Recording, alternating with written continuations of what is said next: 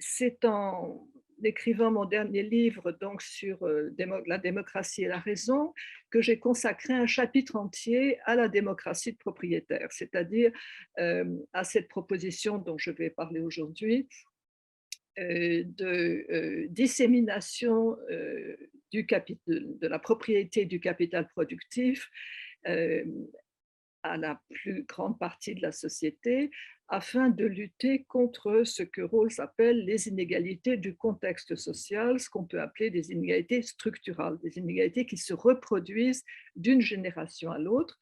Et en fait, j'ai un livre en préparation donc chez Gallimard sur ce sujet, et je disais à mon éditrice, au fond, comme sous-titre, on pourrait mettre l'héritage pour tous. Mais en même temps, c'est une expression que je n'aime pas beaucoup parce que ça fait un peu slogan politique, donc ce n'est pas vraiment mon domaine.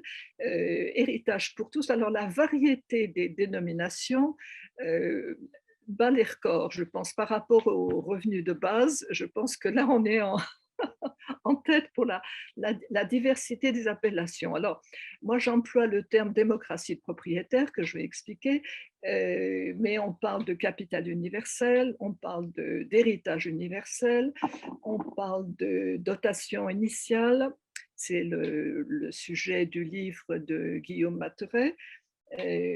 Dotation initiale étant un terme qui prête à confusion. En anglais, c'est endowment, c'est-à-dire le fait qu'on donne un pécule, si vous voulez, de base à chacun. C'est plus clair que dotation parce que le terme a d'autres significations, dotation initiale, capital de départ, etc. Donc voilà. Alors l'idée que Thomas Piketty développe dans le dernier chapitre de Capital et idéologie, c'est et qu'il reprend bien sûr de Rawls, de James Mead, mais aussi de Bruce Ackerman, de son livre The Stakeholder Society de 1999, l'idée, grosso modo, serait de donner un capital à chaque jeune, alors entre 18 et 24 ans, mais là, ce n'est pas le moment de le définir en tout cas, mais un capital qui serait équivalent au fond au patrimoine moyen dont les jeunes héritent en France ou dans les pays développés, donc qui tournent autour de 200 000 euros. Donc c'est une grosse somme.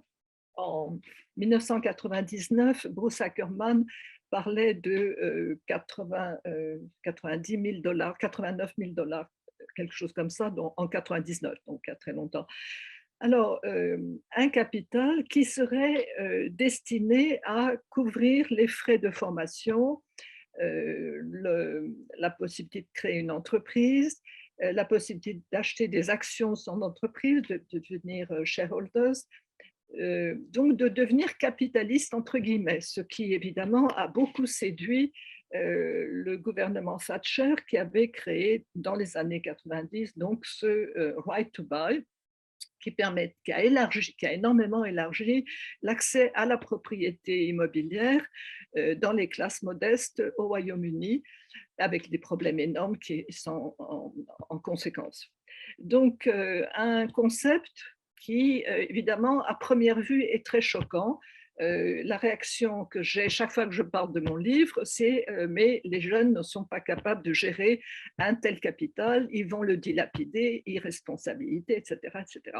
Alors, je laisse de côté toutes ces questions que j'aborde dans mon livre, mais je vais me consacrer plutôt à mon argument principal, qui est en faveur du capital universel, qui est la question de l'émancipation.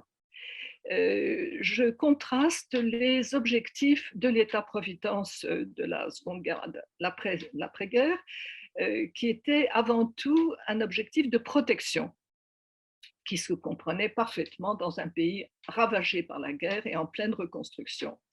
Est-ce que, plus de 70 ans après la création du NHS au Royaume-Uni, de la sécurité sociale en France, enfin des grands programmes sociaux en Europe occidentale, dans les démocraties sociales.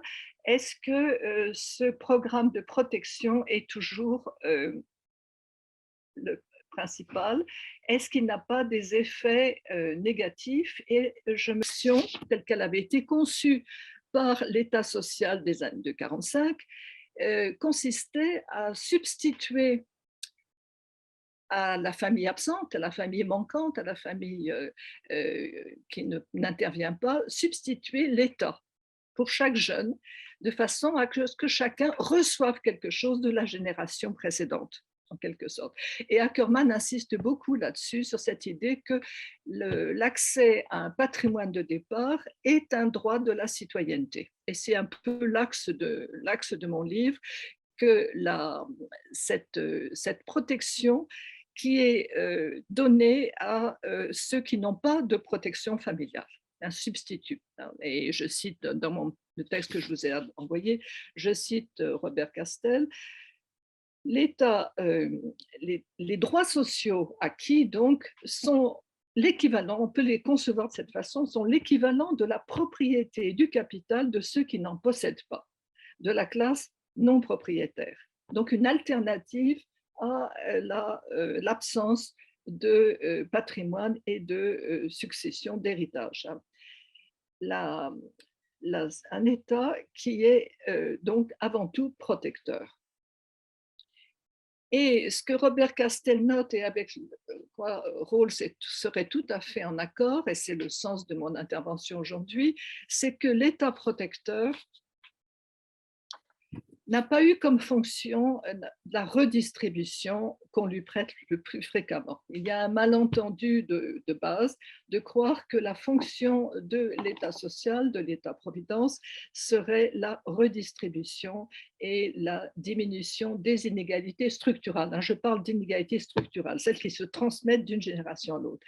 Les redistributions des Castel, il écrit en 2003, donc il y a très longtemps, il y a 20 ans, les redistributions n'ont que très faiblement affecté la structure hiérarchique de la société salariale.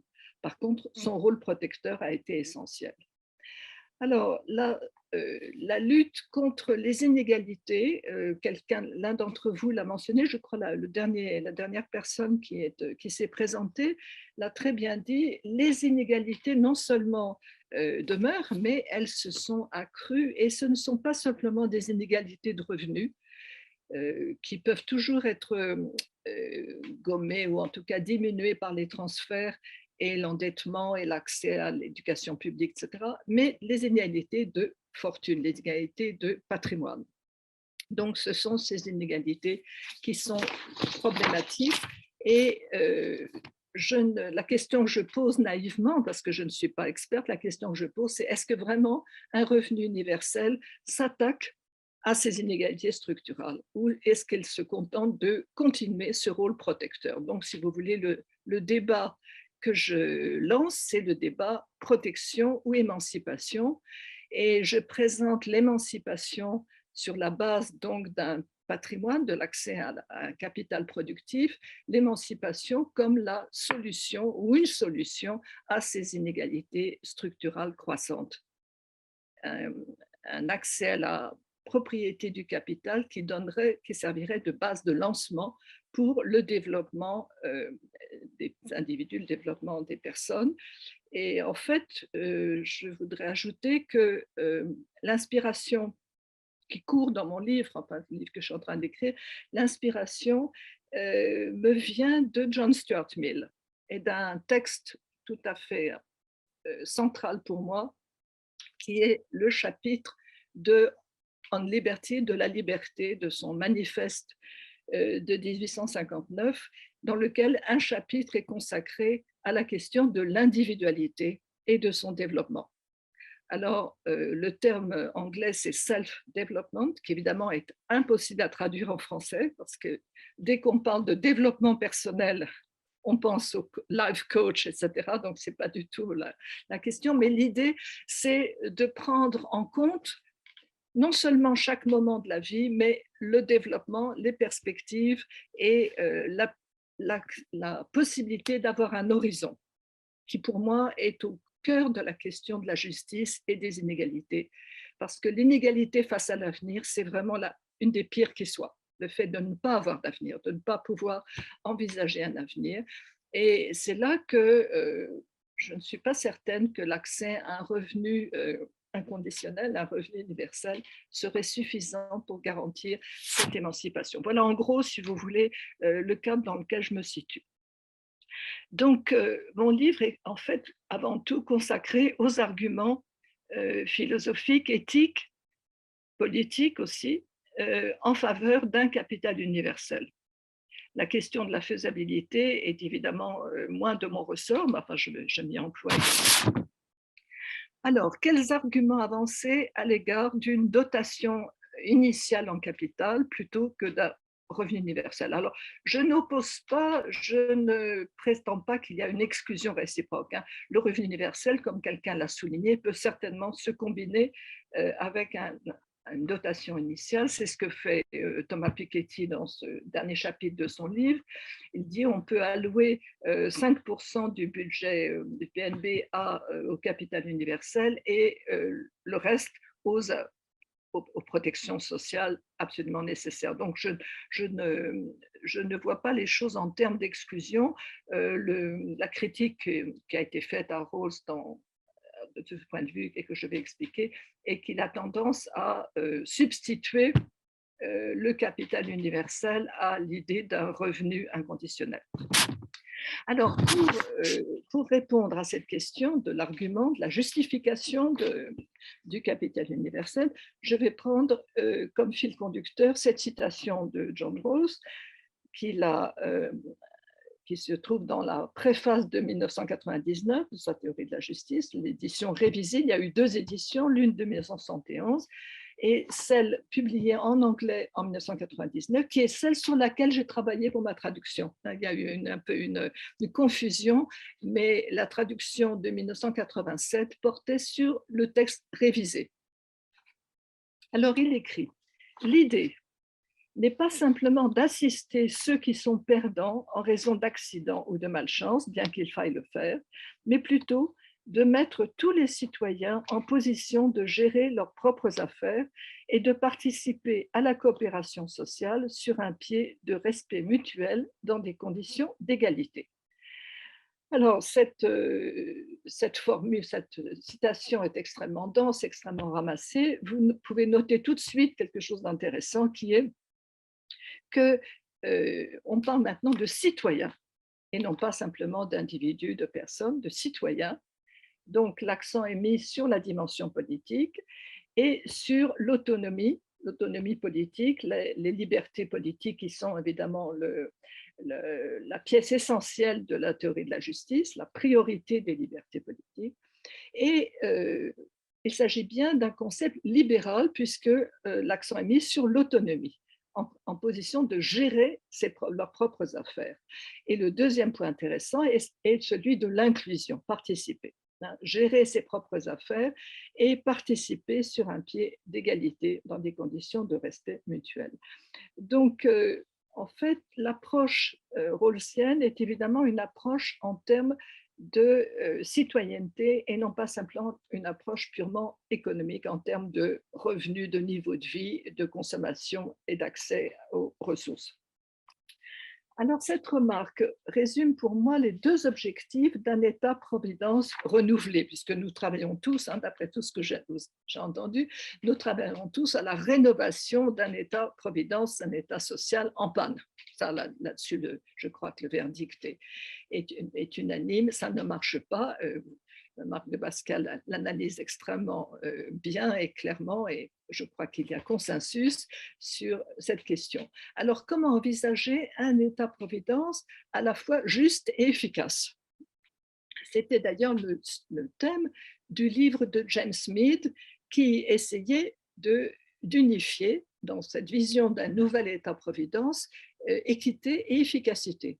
Et c'est intéressant de noter qu'à l'époque, James Mead a écrit en 1964, mais il avait travaillé, il faisait partie du think tank qui aidait le Labour dans l'après-guerre, et en fait, ses positions ont été mises à l'écart. hein, et c'est la position de Beveridge qui l'a emporté au Parti Labour. Donc, c'est intéressant de voir la position qu'il occupait. En tout cas, un nouvel État-providence qui sera à la fois juste, c'est-à-dire qui remédierait aux inégalités les plus choquantes, les inégalités structurales, celles qui sont vraiment inadmissibles, liées à la naissance, liées au hasard de la naissance, et efficace, c'est-à-dire qui gérerait le mieux possible les dépenses publiques et euh, qui atteindrait vraiment sa cible.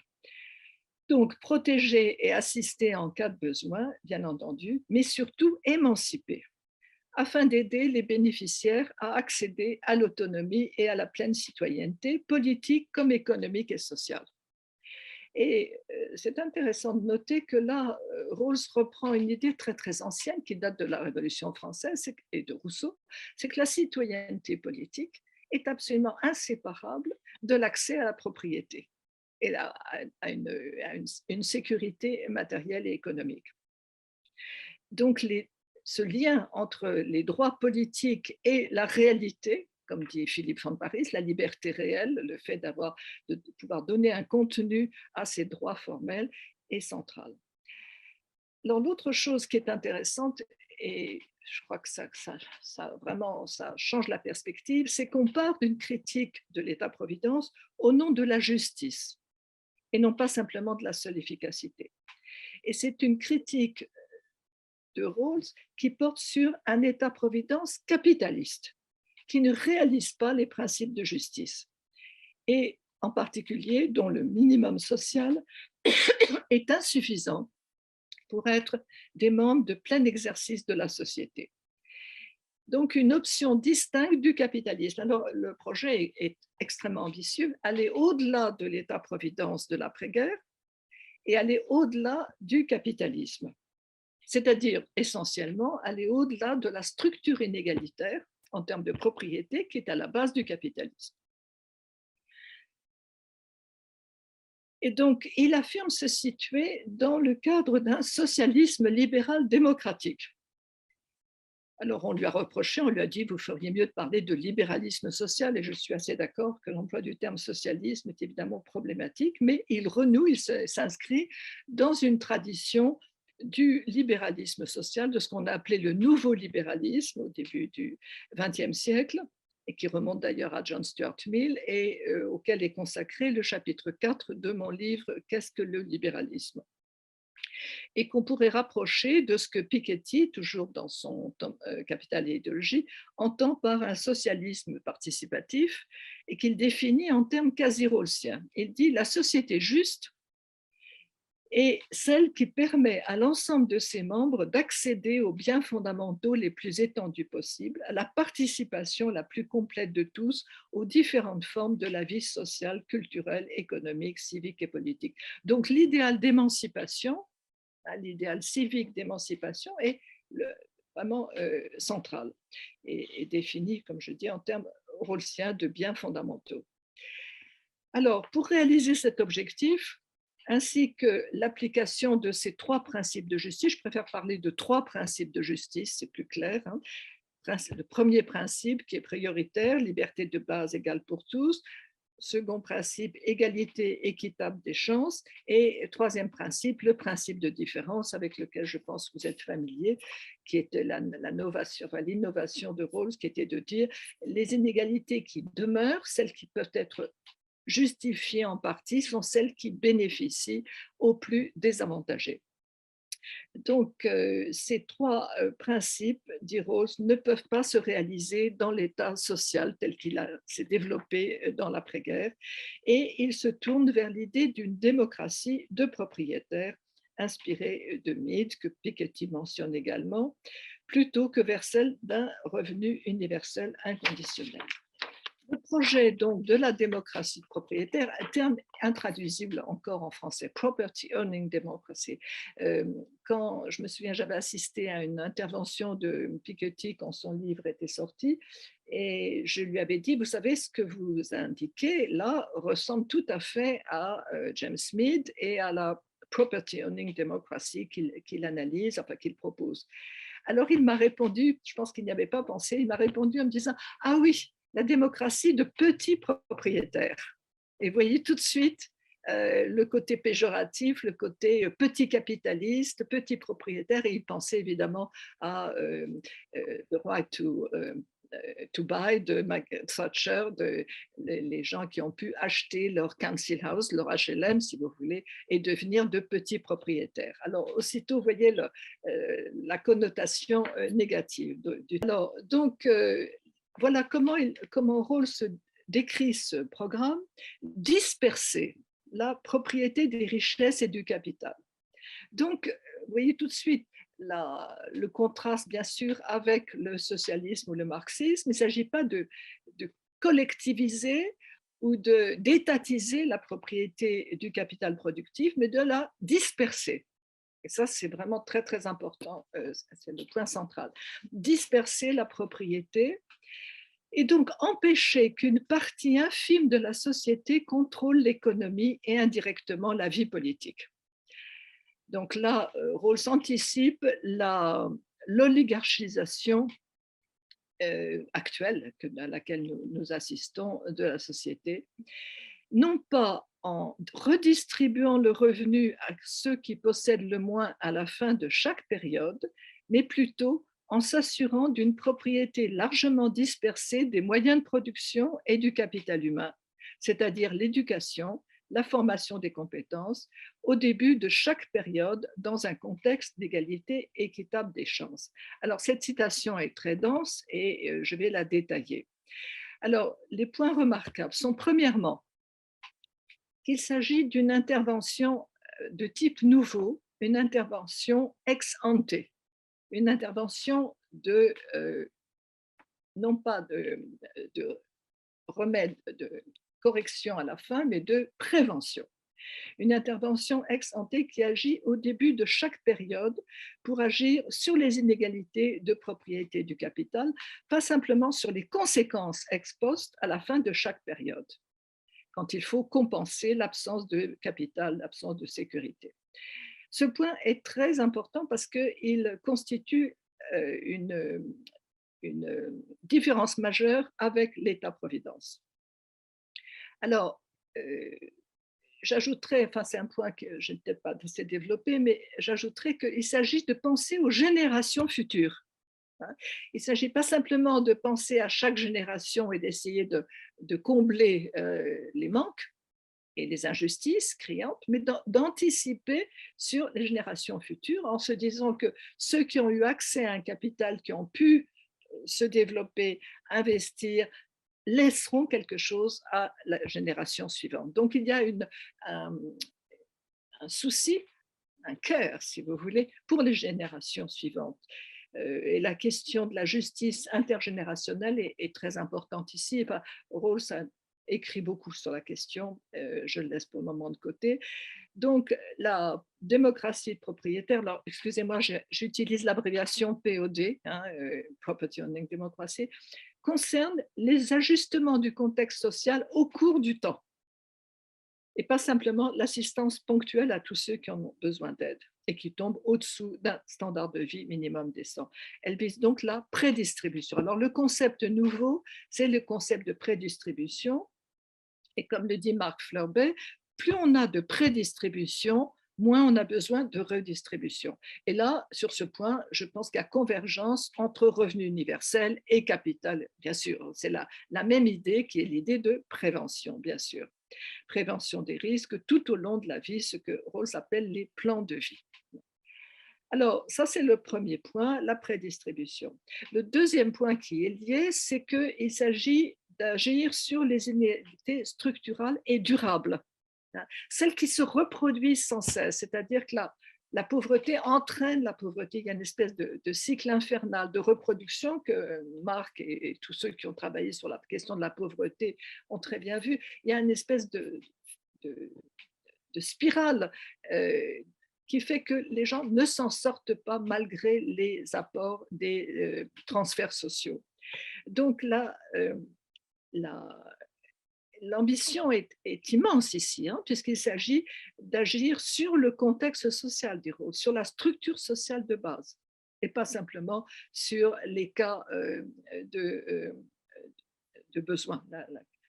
en intervenant sur la transmission et la dissémination de la propriété réelle et des moyens de production. Ce qui entraîne bien sûr de contrôler le legs et de restreindre l'héritage. C'est une question dont on va aborder. Que l'État-providence laisse inchangé. Vous avez en vous écoutant parler, j'ai eu l'impression qu'effectivement, on a un État social qui ne s'attaque absolument pas au cœur du problème, qui laisse cette reproduction de la misère, de la pauvreté, de l'exclusion, qui laisse se reproduire donc ces inégalités structurales. Rawls parle d'ajuster la tendance, je crois que la citation là est très importante, ajuster la tendance à long terme des forces économiques de manière à prévenir les concentrations excessives de propriété et de richesse, en particulier celles qui conduisent, selon toute vraisemblance, à la domination politique. Alors, d'un côté, la misère et la pauvreté demeurent, et de l'autre, on assiste à une oligarchisation de la société sur le plan politique. Donc là, inefficacité et injustice de l'État-providence se combinent. Et là, je voudrais vous rappeler la critique que fait Robert Nozick, le philosophe, un des penseurs politiques, un des philosophes politiques les plus importants, qui a réagi à la théorie de la justice de Rawls, qui a noté une chose tout à fait remarquable. Il dit Rawls analyse la situation comme s'il y avait un pattern à préserver. D'une génération à l'autre, si on a réussi à disséminer la propriété et donc à rendre plus prospères les catégories les plus désavantagées, eh bien, ce pattern, il faut le reproduire à la génération suivante. Et le travail de la justice sociale et d'un État social juste, c'est de veiller à ce que ce pattern de répartition des richesses soit préservé d'une génération à l'autre. Pour Nozick, c'est la faute fondamentale de s'imaginer qu'il peut y avoir un pattern et qu'au contraire, la justice consiste à laisser les contrats entre individus se dérouler selon des règles de justice, des règles qui ont été établies et acceptées, légitimes, mais le résultat de ces contrats libres ne doit absolument pas être contrôlé ou transformé, ou il ne doit pas y avoir d'interférence. Alors là, vous voyez tout à fait l'abîme qui sépare la pensée rawlsienne du libertarisme, c'est-à-dire l'idée que la justice est définie par la seule liberté des contrats entre individus. Et Rawls répond ici tout à fait à Nozick. Il dit il s'agit de préserver la justice du contexte social d'une génération à la suivante, pas de la seule justice des transactions séparées et libres que concluent individus et associations. Et donc, en fait, dans la théorie de la justice, Rawls ne parle pas tellement de l'intervention de l'État. C'est même un des points un peu laissé dans l'ombre. Par contre, dans son livre de 2001, enfin publié en 2001, la justice comme équité, là on voit que le rôle de l'État-providence pour intervenir sur la structure de base est tout à fait justifié. Mais ça, c'est un problème énorme, un débat énorme entre libéraux, libéraux sociaux comme Rawls ou libertariens comme Nozick. Là, sur ce point, d'ailleurs, Rawls est proche de Piketty et de cette critique de l'oligarchisation de la société qui est la contrepartie de cette non-intervention sur les inégalités structurales. Alors, ma question que je pose, et je n'ai pas de réponse, et je serais contente de vous écouter, est savoir si le revenu universel a des répercussions sur les inégalités structurales, celles qui se transmettent, la pauvreté comme héritage, ou si la démocratie de propriétaire est mieux placée en disséminant la propriété privée, parce qu'elle donne les moyens aux plus désavantagés de sortir de cette spirale de la pauvreté et de la dépendance. Mais par contre, on pourra dire que le revenu universel respecte peut-être davantage la liberté des citoyens, puisqu'il n'y a pas cette intervention massive de l'État-providence, de l'État social, pour faire respecter une structure de la propriété qui soit juste, qui soit la plus large possible, disséminée large possible. Voilà. Alors, voilà les questions, si vous voulez, que je me pose ici à propos de cette intervention pour lutter contre les inégalités structurelles. Alors, troisième point important, mais là, je crois qu'il n'y a pas vraiment de discussion, c'est que le, la démocratie propriétaire est très bien placée pour donner un contenu réel à l'égalité des chances, puisque l'égalité des chances est menacée avant tout par l'origine sociale, par la naissance, et qu'elle est finalement très mal servie par la redistribution qui ne s'attaque pas à la transmission de la fortune et du capital. Donc on peut dire que l'État-providence se substitue à la famille, comme je l'indiquais au début, pour garantir un capital à chaque jeune pour démarrer dans la vie et créer ainsi des chances pour ceux qui n'en avaient pas. Elle s'attaque à la pire injustice, l'arbitraire de la naissance, pas simplement par le biais des carrières ouvertes à tous les talents, une partie du marché du travail, l'éducation gratuite, etc., mais en donnant un capital à chaque jeune. Alors, il y a un risque de paternalisme sous-jacent que j'ai indiqué depuis le début, mais je pense que le capital universel permet une vraie émancipation. Mais par contre, le revenu universel est peut-être moins intrusif dans la vie de la famille puisqu'il ne remet pas en cause la question de l'héritage, de la transmission du patrimoine. Alors, bon, là, sur l'égalité équitable des chances, l'égalité réelle des chances, je pense que le capital universel marque des points, si vous voulez. Hein. Bon, mais on en parlera. Alors, le quatrième point, c'est empowerment. Hein, la question du pouvoir, de l'accès au pouvoir et de la répartition du pouvoir dans une société démocratique et de l'égalité.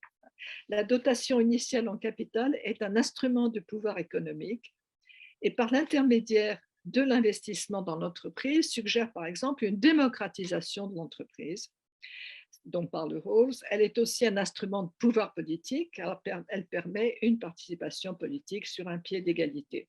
Donc c'est cet empowerment et cette démocratisation qui sont les arguments centraux de Rawls, mais aussi d'Ackerman, du livre d'Alan Thomas qui indique la dimension républicaine au sens de Philippe Petit, un projet de lutte contre l'exclusion et contre la domination injuste, la domination par l'argent. C'est un projet de lutte contre l'exclusion puisque le pouvoir politique suppose le pouvoir économique dont les pauvres sont privés, n'ayant que des droits formels. Bon, je crois que ça va, c'est assez convaincant. L'accès à un capital initial permet aux plus désavantagés d'être traités comme des citoyens libres et égaux, même s'ils contrôlent moins de ressources.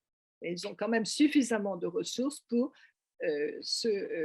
accéder, être inclus dans le contexte démocratique, le contexte de participation politique.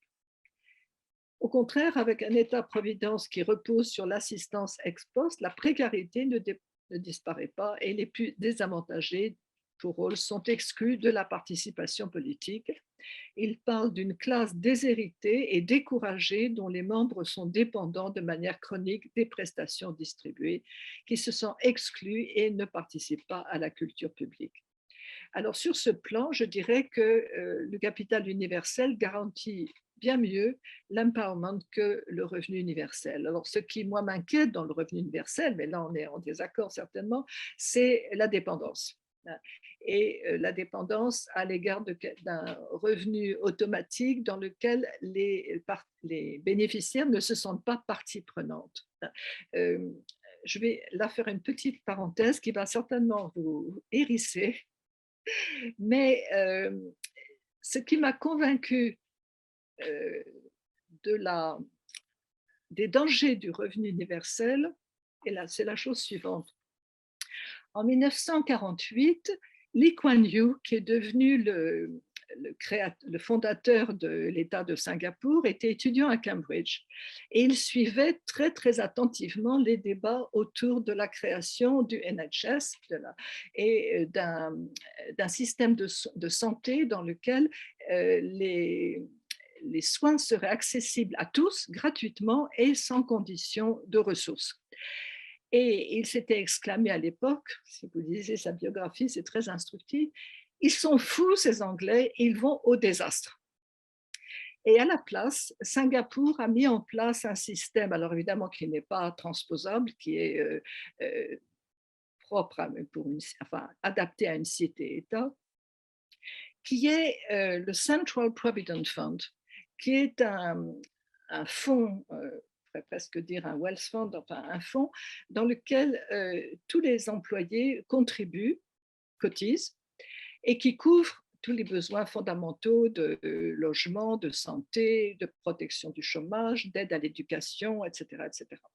Mais ce Central Provident Fund, donc prévoyance, hein, comme l'État-providence, la prévoyance, est en même temps actif, c'est-à-dire que ceux qui cotisent ont accès à la gestion du capital en question et s'en sentent responsables. Ça n'est pas simplement un versement anonyme mensuel de revenus qui leur tombe dessus en quelque sorte. Il y a une participation. Et du coup, partant de cette idée, je m'étais dit que ce qui est très important, c'est d'avoir un compte, par exemple un compte santé ou un compte chômage, comme on a un compte formation, dans, dans lequel les bénéficiaires interviennent, c'est-à-dire qu'ils sont au courant de ce qui se passe, ils ont un droit de regard, de gestion, etc.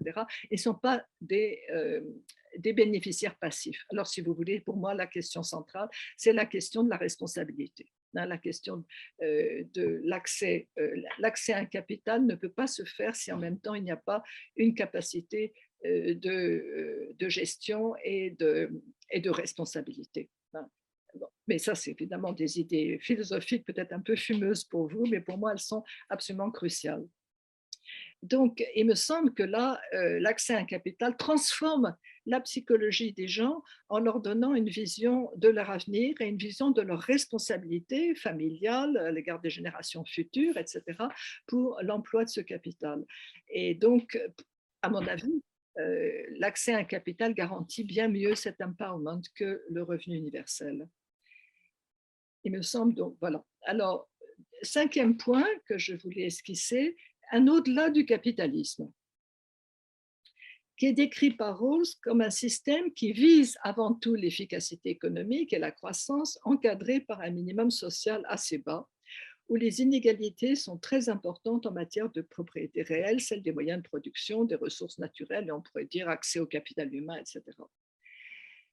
Mais à la différence donc du socialisme collectiviste, du socialisme d'État, le socialisme libéral ou le libéralisme social ne rejette pas l'économie de marché et la propriété privée, qui sont pour Rawls nécessaires à la protection de la liberté et de l'indépendance des individus.